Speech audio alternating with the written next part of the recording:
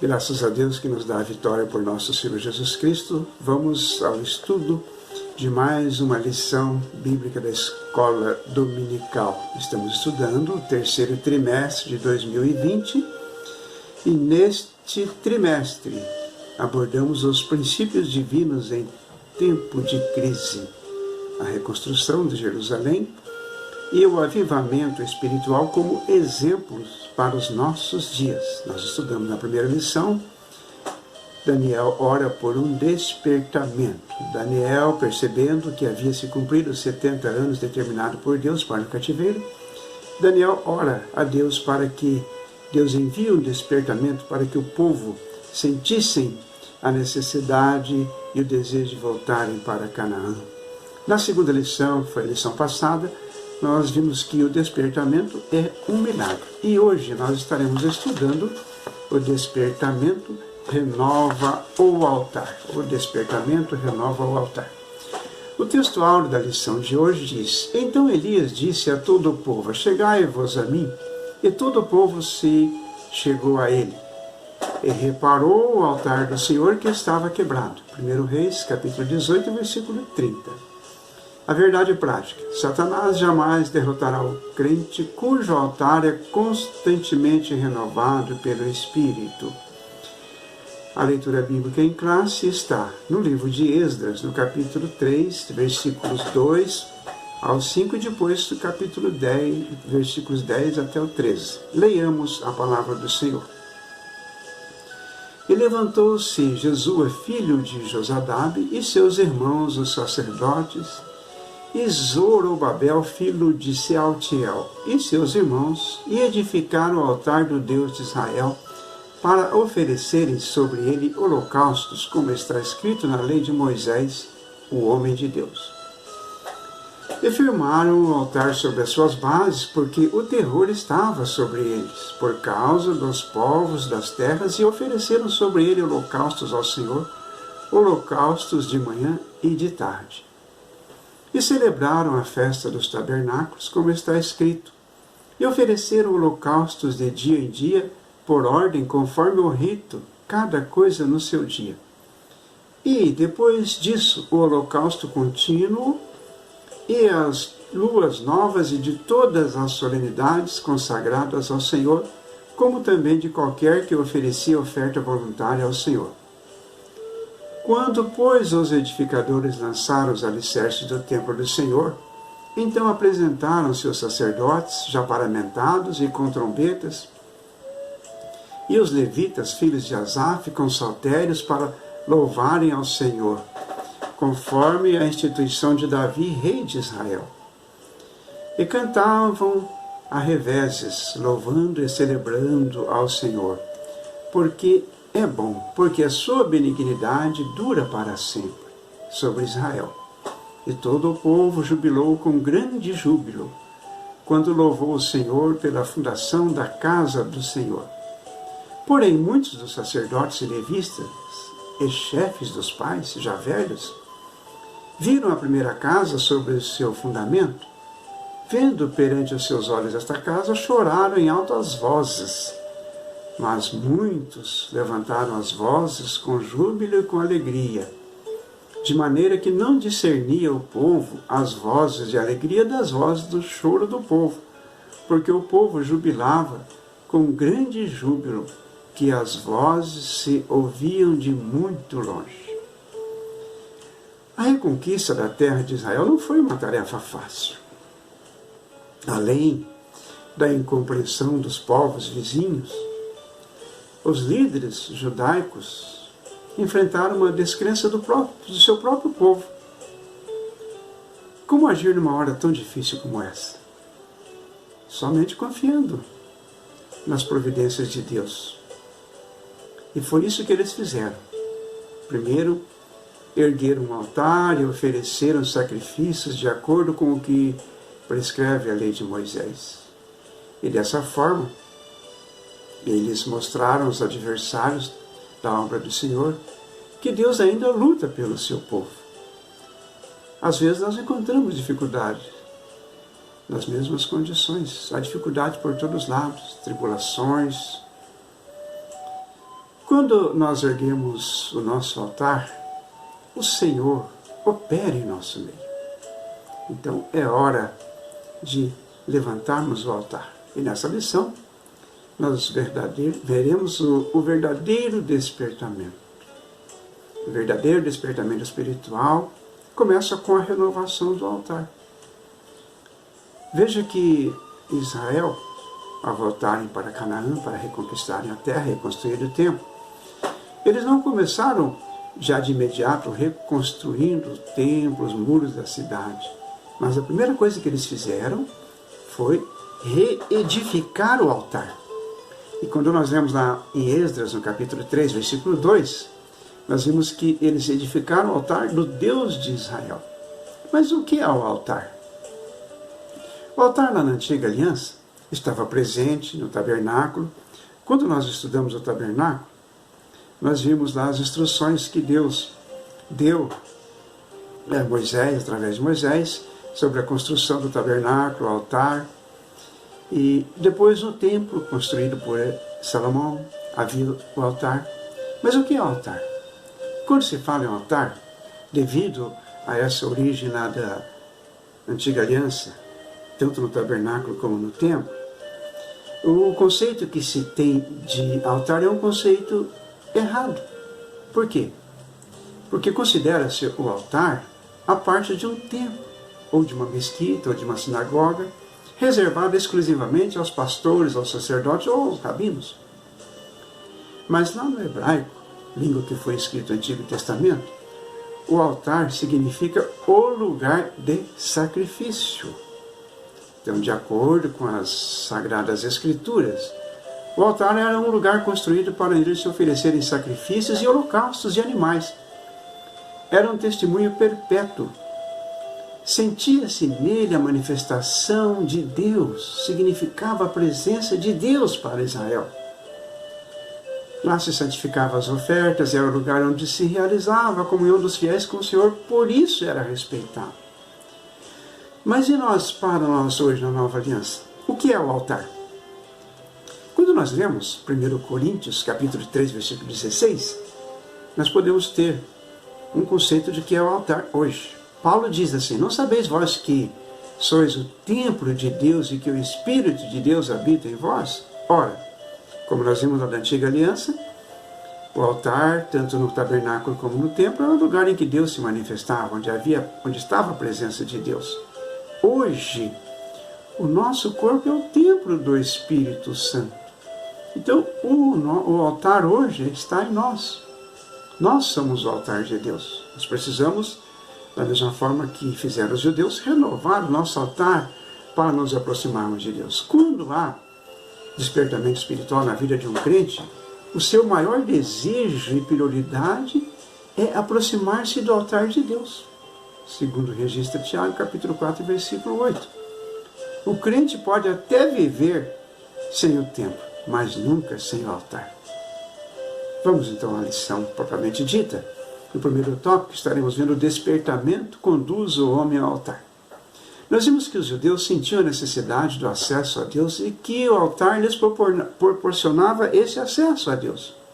Hoje o nosso acesso a Deus através do altar é a mesma coisa, embora o conceito de altar hoje é diferente do conceito de altar da época dos judeus, lá na antiga aliança, porque hoje o altar somos nós, mas o princípio é o mesmo.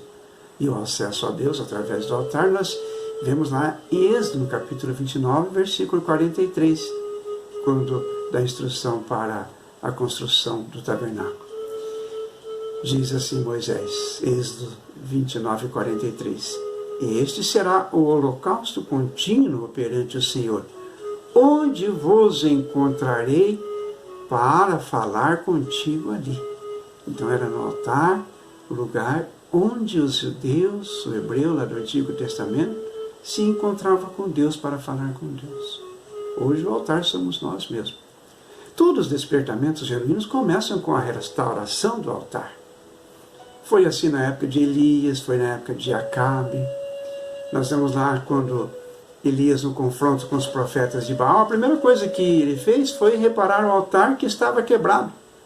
Nós vemos isso lá em 1 Reis, capítulo 18, versículo 30. Não foi diferente na época de Acabe. Todas as épocas, todos os avivamentos que a Bíblia registra começam com a restauração do altar. O altar simbolizava a comunhão e a adoração entre o homem e Deus. Quando o rei Ezequias assumiu o trono de Judá, ele abriu as portas da casa de Deus e reparou os altares. O altar é o que nós encontramos lá em 2 Crônicas 29, 3.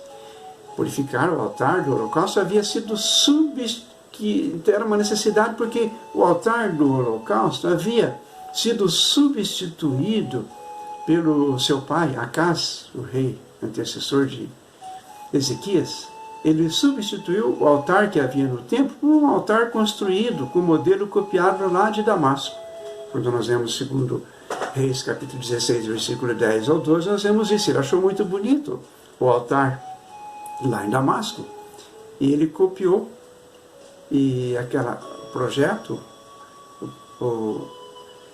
a arquitetura, e fez um altar ali no templo de acordo com o seu desejo, com os seus propósitos, que lhe agradasse. E a primeira coisa que seu filho, o seu sucessor Ezequias, fez foi restaurar o altar original que Deus havia determinado através de Moisés. Todos os despertamentos genuínos começam com a restauração do altar. Quando Acás viajou na para Damasco, nós vimos, né? E para se encontrar com Tiglat-Pileser III, ele viu um grande altar que provavelmente era assírio. Não era um altar construído de acordo com os princípios estabelecidos na lei de Moisés. E Acás enviou um esboço desse altar a Urias, o sumo sacerdote de Jerusalém. E Urias construiu um altar exatamente igual para agradar o rei Acás.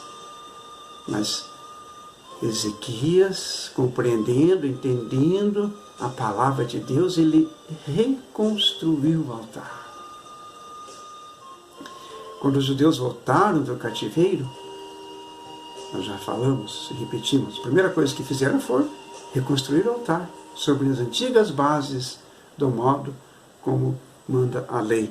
Isso está lá em Êxodo, no texto bíblico da lição bíblica da leitura em classe, no capítulo 3, versículo 3. Esdras, capítulo 3, versículo 3. Reconstruíram o altar conforme manda a lei e sacrificaram holocaustos ao Senhor. Resumindo esse primeiro tópico, podemos sintetizar da seguinte forma. Todos os despertamentos genuínos começam com a restauração do altar. E foi por isso que os judeus sentiram a necessidade de ter acesso a Deus através de um altar restaurado.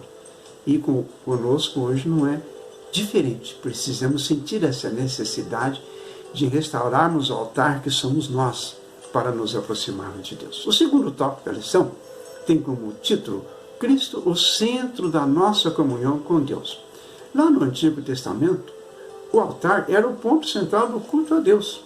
No Novo Testamento, o sacrifício de Jesus Cristo no Gólgota é o grande acontecimento para o qual o altar apontava profeticamente. Toda a Trindade atuou ativamente na morte expiadora de Jesus. O Pai Celestial, antes da fundação do mundo, planejou a obra redentora com o sacrifício de seu Filho, Jesus Cristo. Paulo diz aos Gálatas, capítulo 4, versículo 4, na consumação dos séculos enviou o seu Filho. Deus participou diretamente do drama do Gólgota. O Calvário foi planejado antes mesmo de todas as coisas que viessem à existência. O único sacrifício aceitável e perfeito como meio de reconciliar os pecadores com Deus é através do Calvário. O valor da morte de Cristo é eficaz para aqueles que crerem. É importante frisarmos isso. Então é necessário crer para que nós possamos ter esta comunhão com o Senhor, reedificando, restaurando o altar que somos nós, o templo do Espírito Santo. Não só o Pai, mas como nós vimos no título deste tópico, O Pai, o Filho e o Espírito Santo participam, pois eles são o centro da nossa comunhão com Deus. Vejamos Jesus Cristo, o Filho de Deus. Jesus tomou sobre si o pecado de todos os seres humanos e deu a sua própria vida para que pudéssemos ser redimidos de nossos pecados, para que recebêssemos uma natureza nova e santa e herdássemos a vida eterna. É uma oferta de Cristo, de si mesmo pelo ser humano caído, agradou e glorificou o Pai Celestial, porque demonstrou do modo mais completo e perfeito o soberano, perfeito, incondicional e divino amor de Deus. A participação do Espírito Santo. O Espírito Santo está diretamente envolvido na obra salvífica. A eterna redenção, a eterna herança que Cristo alcançou por meio de sua morte sacrificial. E o Espírito Santo quer, pelo despertamento, mostrar aos homens a grande vitória de Jesus Cristo no Calvário. Nós lemos em Hebreus, capítulo 10, versículo 32. O Espírito Santo quer iluminar o entendimento dos homens para esta grande realidade. Depois de serdes iluminados, suportastes grande combate de aflições. Veja que não basta entender, é preciso experimentar a transformação, provar o dom de Deus. E é o Espírito Santo o autor da perfeita iluminação do entendimento. Ele é o agente da regeneração. E essa regeneração só pode vir pela pregação do Evangelho, porque é o Espírito Santo que revela. Efésios capítulo 1, versículos 19 e 20, Paulo diz, iluminando os olhos do nosso entendimento para que saibamos a grandeza de seu poder sobre nós, que manifestou em Cristo, ressuscitando-o dos mortos. O Espírito Santo revelou a Pedro também que Jesus era o Cristo, Filho de Deus. Lemos isso lá em Mateus, no capítulo 16, versículo 16 e 17, quando Jesus fala da instituição da igreja. O apóstolo Paulo, ele não ora para que o poder de Deus seja dado aos cristãos, mas para que eles, ou seja, os cristãos, se conscientizem do poder que já possui em Cristo Jesus e façam uso dele. É Deus Pai, através do Espírito Santo, quem abre os nossos olhos para o pleno significado das Escrituras e nos revela quem Jesus é de fato, tal qual ocorreu com Pedro, conforme nós lemos lá em Mateus, capítulo 16, versículo 16. O Espírito Santo ensina as profundidades do vitupério da cruz. Quando Jesus, na estrada de Emaús, explicava aos seus discípulos o que as Escrituras escreveram sobre a sua morte, diz o texto lá de Lucas, capítulo 24, versículo 32, que os corações dos discípulos ardiam.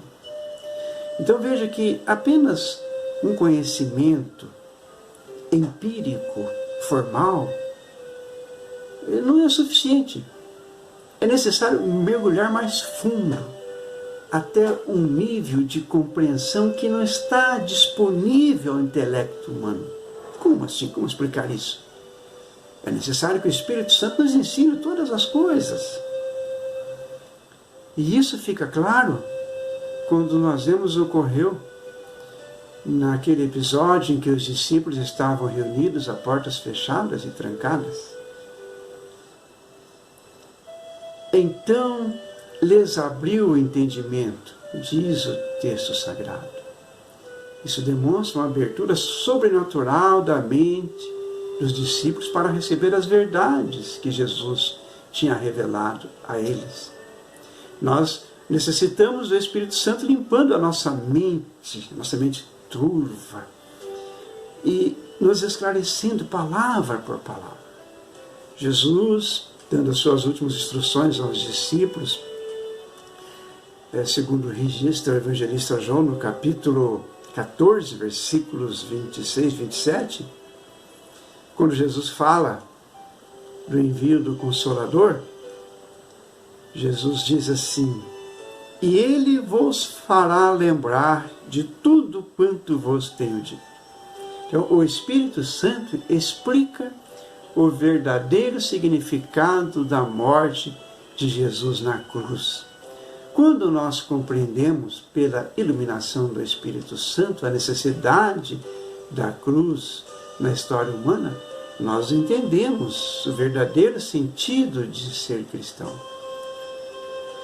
Em Hebreus capítulo 10, versículo 19, nós lemos que rasgou-se o véu. O que significa rasgar-se o véu? O rasgar do véu significa que o caminho para a presença de Deus estava agora aberto a todos, por meio de um novo e vivo caminho. O fato de o véu ter se rasgado de alto a baixo mostra que não foi um homem que cortou o véu, mas sim o próprio Deus. O Espírito Santo penetra todas as coisas, diz o apóstolo Paulo, escrevendo aos Coríntios, no capítulo 2, versículo 10, na primeira carta. Então, por meio do Espírito Santo, Deus revelou a sua verdade que salva. E somente o Espírito Santo era qualificado, porque ele sabe tudo o que Deus sabe. A pura e reluzente luz da palavra de Deus revela todos os segredos do pecado. Isaías capítulo 6, versículo 5, ele diz: então disse eu, ai de mim, estou perdido, porque sou um homem de lábios impuros. Jó, da mesma forma, reconheceu esta necessidade de uma renovação, de uma restauração. Pedro, da mesma forma, quando foram confrontados com a palavra de Deus, tanto Isaías, Jó, Pedro, o próprio apóstolo Paulo e tantos outros sentiram esta necessidade de renovar o altar para se aproximarem de Deus. Resumindo este segundo tópico, podemos dizer que no Novo Testamento, Jesus Cristo tornou-se o centro da nossa comunhão com Deus através de sua morte expiatória, trazendo redenção a todos os homens. Não temos mais o altar como nosso ponto central de culto a Deus como no Antigo Testamento, mas temos o nosso próprio corpo, que é o templo do Espírito Santo. Finalizando essa lição, vamos estudar o terceiro tópico, que tem como título Cuidado com as imitações. Nem todos os despertamentos de hoje têm as características que são mencionadas nessa lição que nós estamos estudando. Já lá no tempo dos apóstolos, no início, no princípio da igreja primitiva, já havia movimentos como há hoje, que realmente tinham uma aparência de sabedoria, de uma devoção voluntária, porém, não eram de valor algum, como muitos despertamentos que ocorrem hoje, senão para uma satisfação da carne, conforme registra Paulo aos Colossenses capítulo 2, versículo 23. São movimentos que são imitações baratas do verdadeiro despertamento. E muitos destes movimentos empregam técnicas avançadas de dominações psicológicas, de manipulação das pessoas. Estes avivalistas ou especialistas dos nossos dias sabem muito bem, com suas técnicas, dominar o auditório e podem fazer o público rir, chorar, jubilar, pular, bater palmas e tantas outras coisas. Sabe até imitar o batismo com o Espírito Santo, ensinando o povo a falar em línguas. Mas todo este movimento, feito sem que o Espírito Santo esteja na direção, não pode prosperar. Dias atrás, passando numa região da nossa cidade, eu vi escrito em letras garrafais na parede de um prédio: venha ser batizado com o Espírito Santo. Provavelmente, este que faz essa proposta tem as suas técnicas, mas o verdadeiro Espírito Santo, aleluia, o verdadeiro Espírito Santo não é só um movimento, não é falar uma língua qualquer ensinada por um espertalhão, por um charlatão, por um enganador. devemos ter cuidado de buscar o verdadeiro reavivamento em que o Espírito Santo esteja no centro.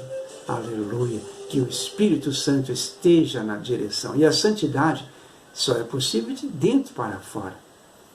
E esse desejo é causado pelo Espírito Santo. O resto não passa de imitações. Imitações podem fazer com que a glória de Deus se afaste de nós. Então é necessário restaurarmos o altar, como fez Israel. Israel começou restaurando o altar. Então nós precisamos, mais do que nunca, nos dias em que vivemos, restaurar o altar do Senhor, que é o nosso próprio corpo. E de que forma nós restauramos este altar? Consagrando a nossa vida, jejuando, buscando a presença de Deus, estudando a sua palavra, reconhecendo a necessidade que temos da misericórdia do Senhor. E é através do estudo sistemático da Bíblia que nós vamos identificar os movimentos que não têm as características do verdadeiro despertamento espiritual. Que Deus abençoe a todos. Amém.